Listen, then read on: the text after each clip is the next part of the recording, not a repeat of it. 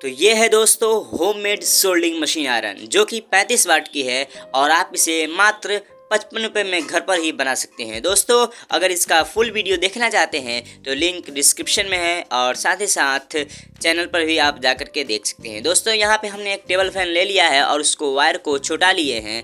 फिर उसके बाद हम इस वायर को सटा करके आपको दिखाते हैं। दोस्तों ये सोल्डिंग मशीन काफ़ी अच्छे तरीके से वर्क कर रही है और अगर आप इस टेबल फैन का वीडियो देखना चाहते हैं तो वो भी लिंक डिस्क्रिप्शन में है और चैनल पर भी जा करके आप देख ही सकते हैं। दोस्तों अगर ये वीडियो अच्छा लगा हो तो एक लाइक और सब्सक्राइब जरूर कीजिएगा। मिलते हैं अगले